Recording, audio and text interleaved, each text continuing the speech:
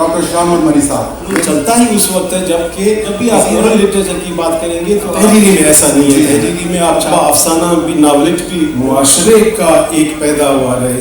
चलता ही उस वक्त है जब भी आप ओरल लिटरेचर की बात करेंगे तो तहरीरी में ऐसा नहीं है। तहरीरी में आप अफसाना भी, नॉवेलेट भी मुआशरे का एक पैदावार है। सेक्टर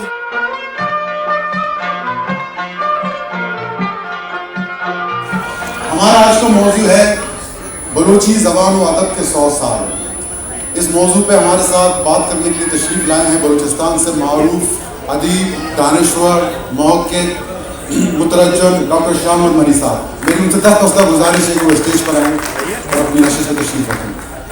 हमारे साथ आज की इस महफिल में कोयटा से शामिल होंगे जनाब अफजल मुराद साहब, जो कि बलूची, ब्रावी, उर्दू के एक मुस्तनद शायर हैं।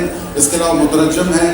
बहुत बड़ा और अहम काम है उनका बलूची अदब के हवाले से। डॉक्टर साहब, हम आपको खुशामदीद कहते हैं। दोस्तों, बलूची अदब उसके कल्चर का सबसे हमगीर, सबसे नुमाइंदा, सबसे जामिल जुज़ है। उसमें नुमाया तौर पर कहावतें, ज़रबुल अमसाल, किस्से, कहानियाँ, हिकायतें, रज़मिये, रमज़िये और मनाजातें शामिल हैं। जाम दुर्रक से लेकर के मस्तौकली तक, मलंग शाह, गुल खान नसीर, अता शाह से लेकर के अल्लाह बुज़दार और मुबारक काजी तक आपको इस अदब में, उनके अशार में बलूच की तारीफ नज़र आएगी। हम जानना चाहेंगे डॉक्टर साहब से, जो आज हमारे साथ तशरीफ़ रखते हैं। इससे पहले कि हम अपने मौजू की तरफ आएँ डॉक्टर साहब, हम आपसे ये जानना चाहेंगे कि बलूची ज़बान व अदब के दस्तयाब और लिखे हुए अदब पे तो बात होगी हमारी इसके बाद, लेकिन जो बलूची ओरल लिटरेचर है, जो कि सदियों से सीना ब सीना मुंतकिल होता हुआ आ रहा है, कुछ उसका पस मंज़र बता दें, फिर हम उसको कनेक्ट करते हैं अपने मौजू के साथ।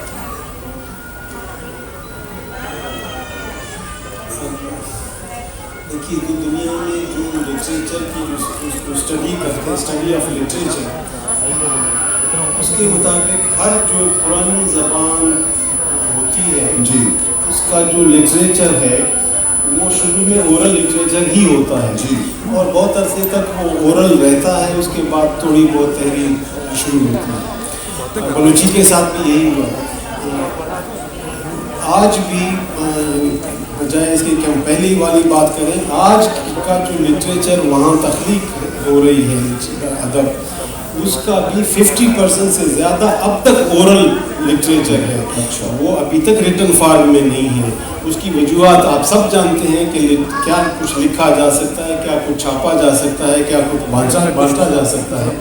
और भी वजूहात हैं, हमारी कमज़ोरियाँ हैं, हमारी बेतालीमी है, रसाइल का ना होना, अखबार का ना होना। लेकिन अगर ये चीज़ें अवेलेबल भी हों तो आप क्या उसमें लिख सकते हो, क्या नहीं लिख सकते हो, आपके अख्तियार में नहीं है। लिहाजा आज भी 50% से ज़्यादा बलूची लिटरेचर वो ओरल लिटरेचर है।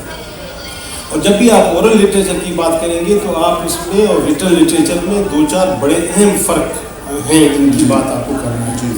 जब भी आप ओरल लिटरेचर की बात करोगे तो आपके सामने एक सामीन होंगे जिसके सामने आप अपना चीज़ पेश करेंगे। रिएक्शन उसी वक्त सामने आ जाता है। अगर आपके लिटरेचर में वज़न है, अगर आप उसमें सब्सटेंस है तो वो पजीराई पाएगा, अदरवाइज वो गुम हो जाएगा। तहरीरी में ऐसा नहीं है। तहरीरी में आप छापते हैं, जाएगा, पहुंचेगा, फिर पजीराई होगी या नहीं होगी। एक दूसरा ये है कि तहरीरी में अमूमन ये होता है कि आप किसी अर्बन सेंटर में बैठे होते हैं, आप एक ऐसी जगह बैठे होते हैं जहाँ लिखना, पढ़ना, छापना और उसका रीडर आपको मिलेगा। ओरल लिटरेचर में ये सारा मामला नहीं है। ओरल लिटरेचर में आप अपने सरजमीन से पैवस्त हैं, आप वहीं साहिल के साथ बैठे हुए हैं। आपका जो बयान है उसमें सारा जोग्राफिकल अल्फाज वहीं के हैं, ईडीएम सारे वहीं के हैं, सारे ज़रबुल मिसल वहीं के हैं, सारे हवाले जो आप दे रहे होते हैं तो वहीं के हैं।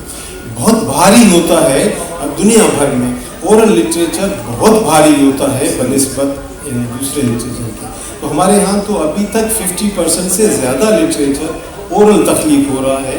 और जब ओरल की बात आप करेंगे तो ये पक्की बात है कि वो नावल नहीं है, ओरल नावल नहीं हो सकता।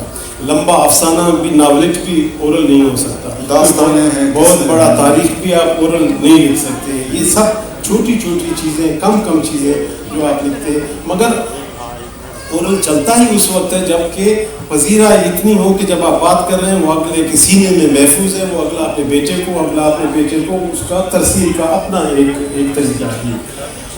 اورل لٹریچر کی جب آپ بات کرتے ہیں تو اس میں بلوچستان کے نقطۂ نظر سے آپ کو یاد رکھنا ہوگا کہ یہ قبائلی معاشرے کا ایک پیداوار ہے۔ سیٹل لائف میں دو چار چیزیں آتی ہیں جو مائگریٹری لائف میں نہیں آتی، مثلا مذاہب جتنے آتے ہیں وہ عموماً سیٹل لائف میں آتے ہیں، بت ہو گئے، ان کا بچانا ہو گیا، اس کے لیے خاص جگہ ہوگی۔ مائگریٹری میں آپ کوئی بت کی نہ حفاظت کر سکتے ہو، نہ مندر بنا سکتے ہو، نہ اس طرح کی چیز۔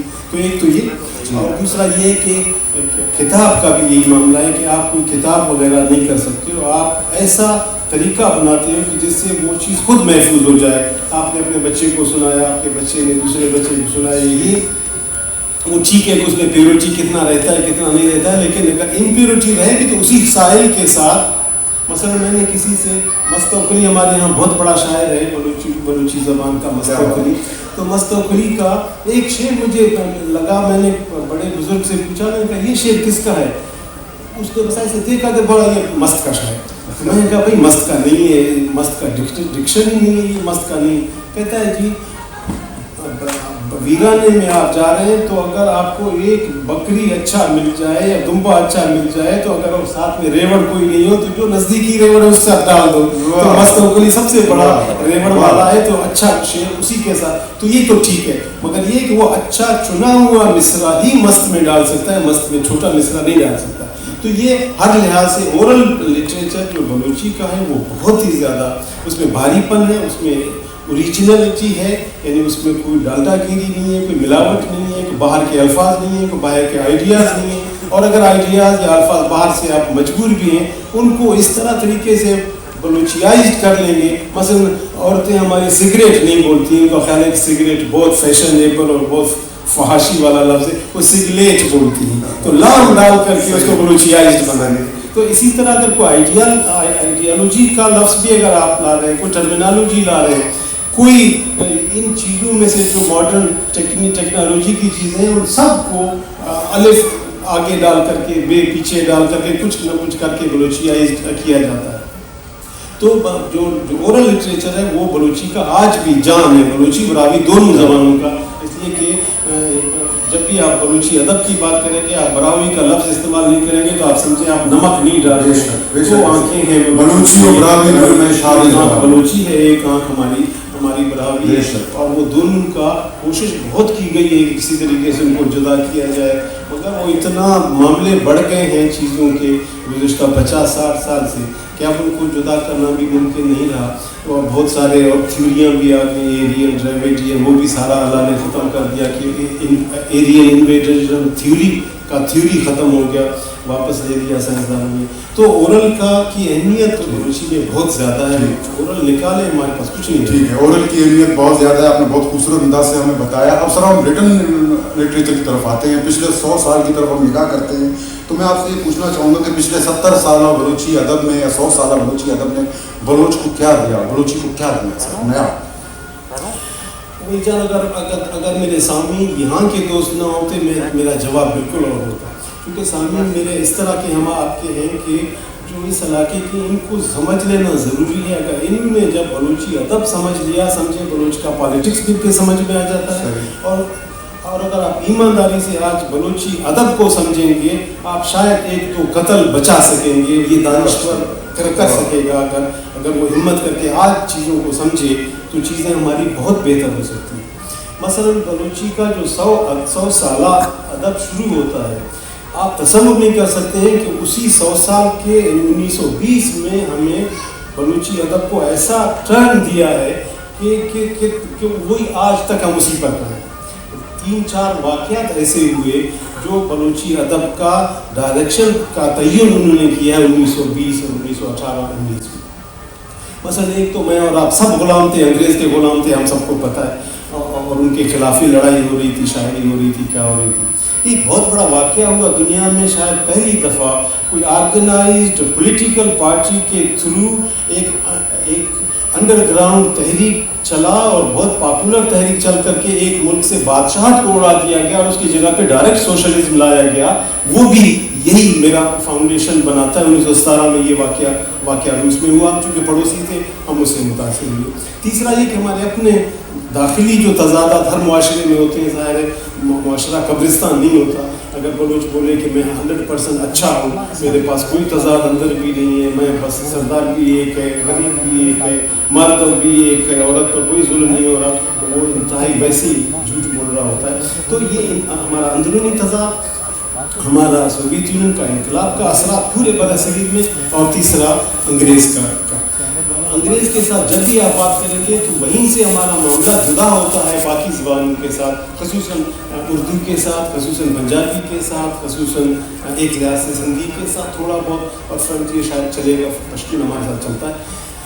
ہمارا معاملہ یہ ہے کہ آپ کو بلوچ کے تمام ادبی تحریک میں تحریک بلوچ اور تحریک افغانستان اور تحریک پاکستان اور تحریک انڈیا اور تحریک ازبکستان نہیں ملے گا.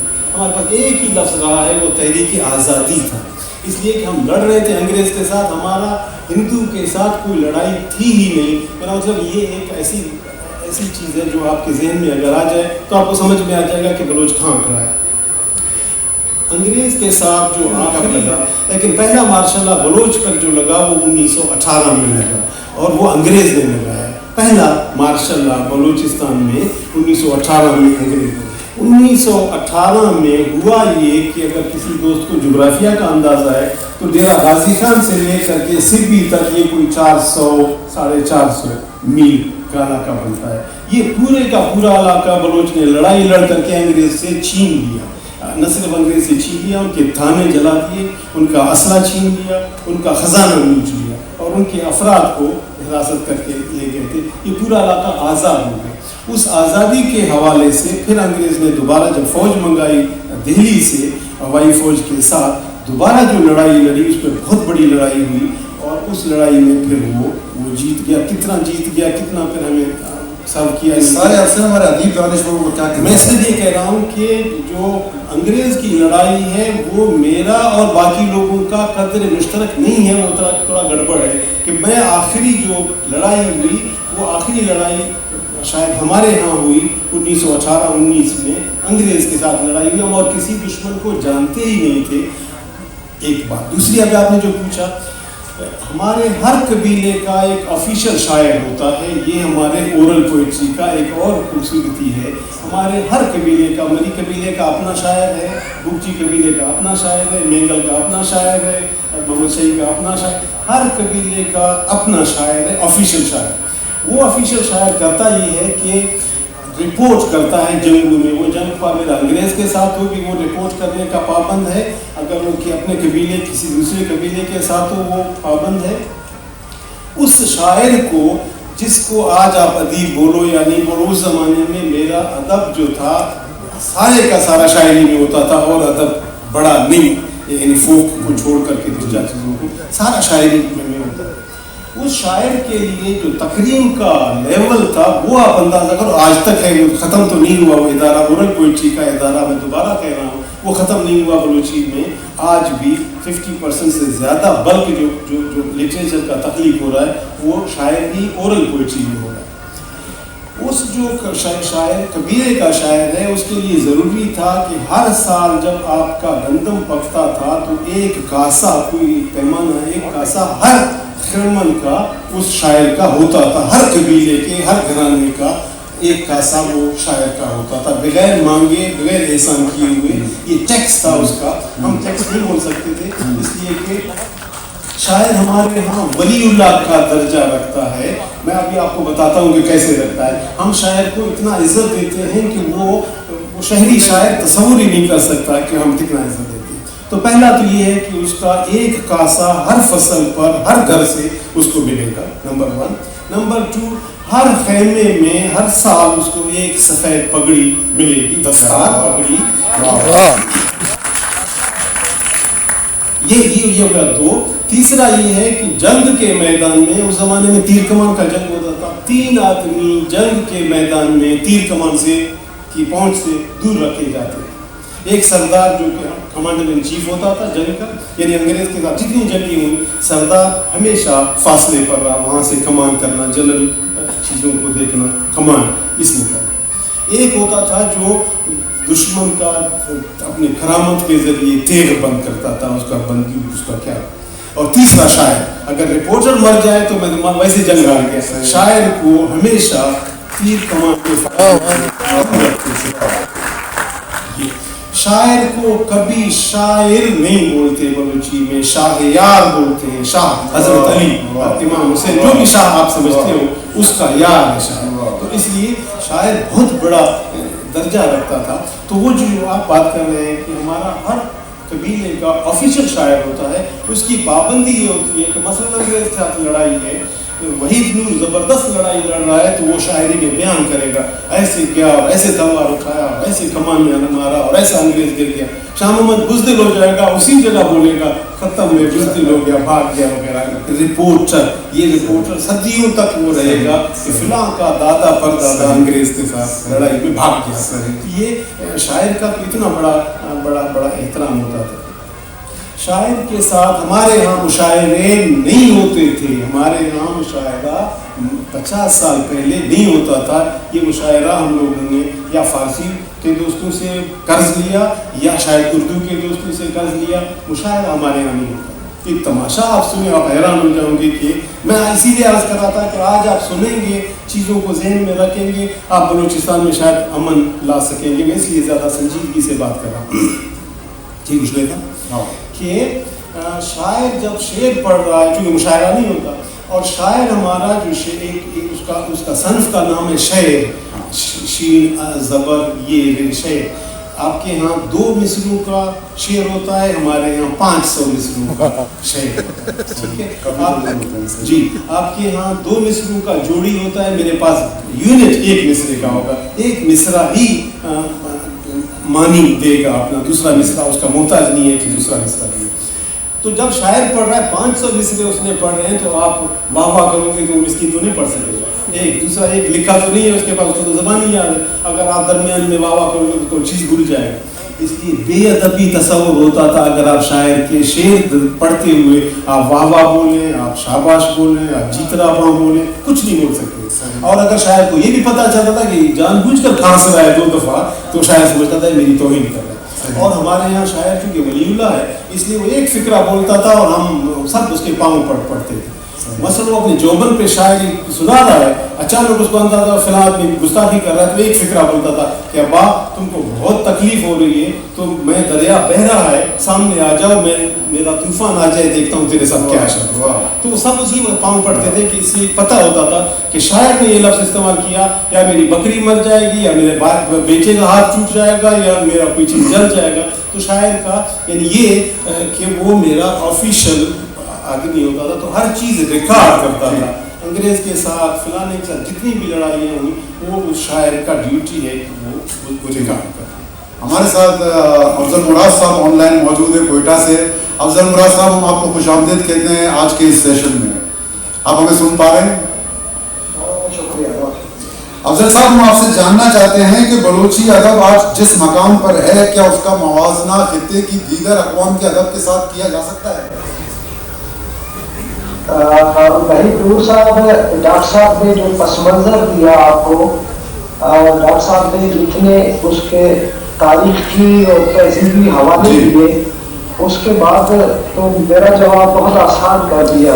لیکن ڈاکٹر صاحب کی گفتگو کے تناظر میں ایک عطا شاہ کا شعر پہلے آپ کو سنا ہوں کہ عطا بجزم کی دنیا و دین سوداگر، عطا بجزم کی دنیا و دین سوداگر، فقیرہ پیر کشند شاعرہ ولی لکشند. تو جو بنیادی بات یہ ہے کہ جس اسٹرگل سے آپ یہ دیکھیں کہ ہم جہاں پہ ہم بستے ہیں وہ موسموں کے اعتبار سے بھی شدتوں کی زمین ہے. فطرت بھی ہم سے اپنے موسموں کے حوالے سے طوفان، باد و بارہ، مختلف قسم کی جو ہے ہوائیں اس کی طرف سے آتی ہے اور جہاں جہاں بھی یہ ہوا جاتی ہے تو بلوچستان کے پہاڑوں اور کوہساروں کو چھو کر جاتی ہے. تو کہنا تو یہ ہے کہ یہاں کا جو باشندہ ہے، یہاں کا جو بلوچ ہے وہ سب سے پہلے تو اس کی سرشت جو ہے وہ فطرت کے ساتھ ہم آہنگ ہونے کی ہے. دوسرا پہلو یہ ہے کہ جہاں ہم رہتے ہیں وہاں زندگی اپنے وسائل کے اعتبار سے بہت زیادہ مالا مال ہے. پھر ہمیں اس کی پاسداری کا بھی ایک اور پہلو ملتا ہے. تیسری بات پھر وہ جو ڈاکٹر صاحب بتا رہے ہیں کہ ہمارے ایک سسٹم ہمارے یہاں کا ہے, وہاں پر ریسٹ کرنے کے لیے فکری طور پر یعنی تحریک کی صورت بنا کر زندگی کو اجتماعیت کے عمل سے گزارنا. اب اس سارے تناظر میں دیکھیں تو بلوچستان کا جو بلوچی ادب ہے, براہوی ادب ہے, اور خاص طور پر جو ہمارا فوک لور ہے جس پر بات ابھی بہت ہو سکتی ہے, میں سمجھتا ہوں کہ وہ بہت حد تک ممتاز ہے, بہت حد تک اپنے فکری اپنے جو تہذیبی حوالے ہیں, جو اس کے اندر موضوعات کا تنوع ہے, میں سمجھتا ہوں وہ بہت حد تک اعلیٰ پیمانے پہ دیکھا اور سمجھا جا سکتا ہے. اس تناظر کی صورت میں کام کر رہے ہیں انسان کہ اس کا ترجمہ باقی ہمارے میں کیسے کیا جائے. تو ہم موضوعی اعتبار سے بھی ہمارے پاس جو روایات ہے اس کے اندر جو بنت ہے زندگی کی, وہ اس کا موازنے کے طور پر اگر آپ نے بات کی تو میں سمجھتا ہوں ایپک کا حوالہ جو وہ لٹریچر جو کسی اس خطے کو ڈپکٹ کرتا ہے, وہ میں دعوے سے کہہ سکتا ہوں وہ بلوچی براہوی ادب ہے. کیا بات ہے, بہت شکریہ افضل مراد صاحب. ڈاکٹر صاحب ہم پھر آپ کی طرف آتے ہیں. افضل مراد صاحب نے بھی ہمیں بہت کچھ بتایا. آخری سوال میرا آپ سے, کیونکہ ہمارے پاس وقت بہت کم ہے, کہ ہماری بلوچی زندگی کا جو نصف ہے یعنی کہ عورت, ہمارے بلوچی ادب میں اگر پچھلے 100 سال میں بھی نگاہ ڈالتے ہیں تو عورت کا کوئی بہت بڑا کردار آٹے میں نمک کی طرح نظر آتی ہے سر اس ادبی سفر میں. سر اس کی کیا وجہ ہے؟ کیا اس کی وجہ کوئی ہمارا معاشرتی رویے ہیں یا کچھ اور ہے؟ دل گوش, توجہ سے سننے کو ہم دل گوش بولتے ہیں, دل کے کانوں سے سنو میری بات. تو وہ آپ نے عورتوں کی بات کی, ایک جنگ گل بی بی کی قیادت میں ہم نے انگریزوں کے خلاف لڑی ہے. گل بی بی کی قیادت میں ہم نے وہ جنگ لڑی ہے. اس جنگ میں آپ تصور کر لو, مثلا میں آپ کو آدمی کا نام بتاتا ہوں, آپ اندازہ کرو گے کہ کتنا خونخوار آدمی تھا, اور بلوچ اس کے ساتھ کیسے وہ خاتون کیسے لڑی. جنرل ڈائر کا نام کس نے نہیں سنا؟ جلیانوالہ والا باغ. وہ 1919 میں جلیانوالہ باغ کیا, 1916 میں میرے علاقے میں آیا تھا, وہاں کمانڈر تھا, اور اس کا جو مقابلہ کیا تھا وہ گل بی بی نے کیا تھا. اور گل بی بی جب آخر میں سارا لڑائی لڑ کر کے جب ہارنے لگی تو انگریز نے کہا میں اس خاتون سے جا کر کے ملتا. تو وہ جب گیا تو اس نے اپنی کتاب میں لکھا ہے بیٹل آف لاسٹ, بلوچستان کے سرحدی چھاپا مار, اس کا ترجمہ خان نسیم جنرل ڈائر کی کتاب. اس نے کہا جب میں اس خاتون کو دیکھا تو میں نے 2 وجوہات سے اپنی فوجی ٹوپی احترام سے اٹھا لی. ایک تو میں نے زندگی میں ایسی خوبصورت عورت نہیں دیکھی تھی, یہ میں نے دیکھا, میں نے اس خوبصورتی پہ اپنا ٹوپی اتارا. دوسرا میں نے ایسی بہادر عورت دنیا میں نہیں دیکھی جتنا یہ تھا, میں نے اپنے ٹوپی. یہ کہنے کے بعد میں یہ بالکل کہوں گا کہ ایسا نہیں ہے کہ میری عورت آج مظلوم نہیں ہے. یہ بہت منافقت کی بات ہوگی کہ میں 2 تالیاں بجانے کے لیے اتنا بڑا منافقت کیا جائے. میری عورت انتہائی بری حالت میں ہے آج, 3-4 وجوہات کی بنیاد پر بری حالت میں ہے. ایک جو ایولیوشن دنیا میں ہوتی ہے, ارتقاء جو ہوتا ہے, ہم سب اس کے قدردان ہیں. کون ہے جو ارتقاء قدردان نہیں ہے؟ مگر تماشا یہ ہوا کہ جو ہی سماج ارتقاء کرتا ہے پہلا اس کا تھپڑ پڑتا ہے عورت پر. دنیا میں ٹرائبلزم جب ٹوٹا, فیوڈلزم آ گیا, عورت سب سے زیادہ پٹی مری خوار ہوئی. کیپٹلزم میں جب دنیا فیوڈلزم سے آیا تو عورت کو آپ نے دیکھا کیسا مارکیٹنگ میں, کیسا ایڈورٹائزمنٹ میں, کیسا براثل ہاؤسز میں کیا کیا تماشے اس کے استحصال کے بنائے گئے. میرے پاس تو اسٹیٹ بھی ایسی چیز ہے کہ دنیا میں جب بھی اسٹیٹ آئی ہم لوگوں کا خیال یہ تھا کہ اسٹیٹ بہت مہربان, ماں جیسا شفیق اور وغیرہ وغیرہ. ایسا ہے ہی نہیں. اسٹیٹ جہاں بھی آیا وہ ڈین, سمجھتے ہو, ڈین میں نے بولا ڈائن. اسٹیٹ جب بھی آئی عورت کا گلا اس کو. تو میرے پاس 3 طرف سے عورت پسی ہوئی ہے. میرا اپنا ٹرائبل معاشرہ جو ٹرائبل اب کم ہے، فیوڈل زیادہ ہے. وہ فیوڈلزم کا سرائکی دوستوں کو پتہ ہے، سندھ کے دوستوں کا پتہ ہے کہ فیوڈلزم عورت کے لیے کیا خونخوار چیز ہے. قرآن کی شادیاں شکر ہے ہمارے یہاں اب تک نہیں ہے، لیکن قرآن کی شادیاں ہیں. سیاہکاری کاروکاری جس کو بولتے ہیں وہ ہے، یعنی کاروکاری کا اس حد تک ہے. اگر آپ کے پاس ٹائم ہو، اگر آپ نے صرف واہی سیاہی آپ نے آواز لگا دیا سیاہی ہو گئی.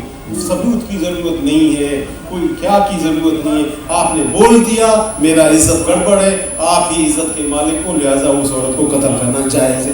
کوئی قانون، کوئی قصہ، کوئی تو اس میرا اپنا معاشرہ یہ کرتا ہے. اسٹیٹ کا آپ حال دیکھو، دنیا کا اسٹیٹ کے کچھ تو کم از کم ان کے سب اصول، کوئی قانون، کوئی قصہ کہانی. ادھر بدبختوں کا ڈیموکریسی، ہم ڈیموکریسی کے لیے مر کپ کے بزنجو صاحب سے لے کر کے حاصل بزنجو تک ہم نسلوں کی نسلیں اس جمہوریت کے لیے، اور جمہوریت کے کیا میں آ جاتا ہے تو کیسا آدمی بیٹھا ہوا ہے، کس طرح کا اس کا سوچ ہے، عورتوں کے بارے میں اس کا کیا سوچ ہے. تو وہ جمہوریت میں بھی ہمارے لیے خاک، ہمارے لیے ٹرائبلزم میں بھی خاک. تو عورت تو ہمارے لیے ہماری جگہ پہ تباہ ہے. عورت کا ٹریڈیشن میرے لیے گل بی بی ہے. میرے بچوں کا نام گل بی بی، زیادہ بلوچ اپنا نام رکھتے ہیں گل بی بی. مثلاً توکلی کی محبوبہ سمو کا نام ہم بہت زیادہ رکھتے ہیں اپنے علاقے میں. سسی ہمارے علاقے میں بہت اچھا نام ہے، ہم رکھتے ہیں عزت کے ساتھ، احترام کے ساتھ. تو وہ مظلومیت جو عورت کی ہو سکتی ہے وہ ہمارے یہاں ہے، اس کی بہت ضرورت ہے. تحریکیں چل رہی ہیں، عورت کی اپنی تنظیمیں بن رہی ہیں،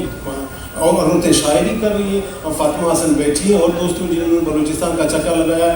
وہ میرا ایک دعویٰ، منقصر کیا دعویٰ ہوگا مسکین آدمی کا، لیکن ایک دعویٰ چھوٹا سا میرا ہے کہ اگر بلوچستان میں آج عورتوں کی شاعری ہو رہی ہے اردو میں، بلوچستان میں یہ بات آج بلوچستان میں اگر اردو کی شاعری اچھی ہو رہی ہے عورتوں کی، وہ بلوچستان میں ہو رہی ہے. دانیال تحریر کی 3 بہنیں زبردست قسم کی شاعری کر رہے ہیں. محترمہ نوشین کمرانی خوبصورت شاعری کر رہی ہے. سب اس افسانہ میں گوہر ملک ہیں وغیرہ، ان کا بڑا نام ہے ان کا. تو عورتیں اپنی جگہ پہ اپنا حصہ تو ڈال رہی ہیں. بہت شکریہ. ہمارا موضوع بہت وسیع اور بہت گہرا ہے. یقیناً اس میں بہت کچھ کہا جا سکتا ہے، بہت باتیں ہو سکتی ہیں، لیکن مجھے کہا گیا کہ وقت ہمارے پاس بہت کم ہے. تو اس عزم کے ساتھ کہ شب تہارے یا کہ روچے ماوتی گپا جنے، ماں بلوچے ماوتی گپا جنے، اندرے انسان اکشتا ماں تئی زورا کیاں، اندرے انسان اکشتا ماں تئی زورا کیاں، ماوتی لنٹا ندوچے ماوتی گپا جنے. تو ہم نے اپنی باتیں کی. بہت شکریہ آپ سب کا آنے کا. ڈاکٹر صاحب آپ کے بہت شکر گزار ہے. ہمارے صاحب کے بہت شکر گزار ہے کہ انہوں نے کوئٹہ سے ہمیں آن لائن جوائن کیا. بہت بہت شکریہ.